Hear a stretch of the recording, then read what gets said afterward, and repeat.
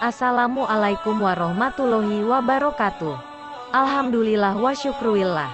Pada kesempatan kali ini, saya akan meriwayatkan beberapa kisah karomah Abuya Dimyati Banten, yang mana begitu banyak sekali kisah-kisah karomah beliau yang sangat masyhur di kalangan para santri juga masyarakat umum. Di saat masih mondok, Abuya Dimyati sudah terbiasa tirakat, tidak pernah terlihat tidur di malam hari. Dan istimewanya adalah menu makan Abuya yang hanya seala kadarnya. Beliau selalu menghabiskan waktu untuk menimba ilmu, baik dengan mengaji, mengajar atau mutolaah. Sampai sudah menetap pun Abuya masih menjalankan keistiqomahannya itu dan tidak dikurangi bahkan ditambah. Dan inilah beberapa kisah karomah Abuya Dimyati Banten. 1. Beliau pernah menghatamkan kitab tafsir Ibnu Jarir dalam waktu singkat. Di tahun 1999, dunia dibuat geger. Seorang kiai membacakan kitab tafsir Ibnu Jarir yang tebalnya 30 jilid. Banyak yang tidak percaya si pengajar dapat merampungkannya. Tapi berkat ketelatenan Abuya, pengajian itu dapat hatam tahun 2003 Masehi. Beliau membacakan tafsir Ibnu Jarir. Itu setelah beliau membacakan 4 kali hatam tafsir Ibnu Katsir, 4 jilid. Karomah kedua, beliau berziarah di Baghdad setiap malam Jumat. Kisah karomah Abuya Dimyati Rois Banten ini berawal dari seorang kiai dari Jawa yang pergi ke makam Syekh Abdul Qadir Al-Jailani di Baghdad, Irak. Karena ketika itu, kiai tersebut merasa sangat bangga karena banyak kiai di Indonesia paling jauh mereka ziarah ke makam Nabi Muhammad.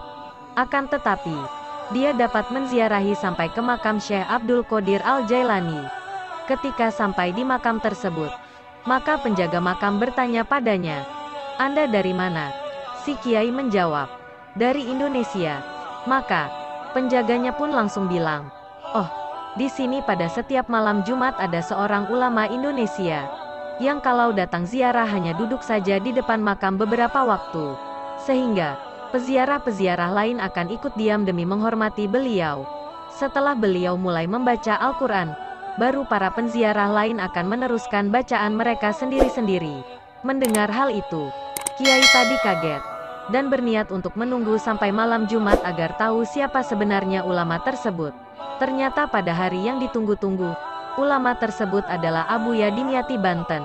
Maka kiai tersebut terkagum-kagum, dan ketika pulang ke Jawa, dia menceritakan bagaimana beliau bertemu Abuya Dimyati Banten di Baghdad, Irak.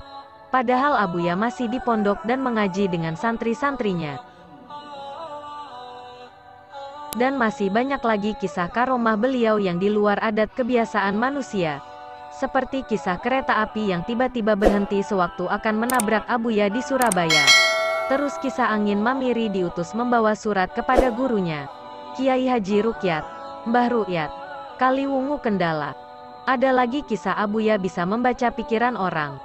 Kisah nyata beberapa orang yang melihat dan bahkan berbincang dengan Abuya di Makkah padahal Abuya telah meninggal dunia. Itulah sekilas tentang kisah karomah Abuya Dimyati Banten. Masih banyak lagi kisah karomah beliau yang tidak dapat saya sampaikan. Semoga ada manfaatnya. Akhirul kalam. Wassalamualaikum warahmatullahi wabarakatuh.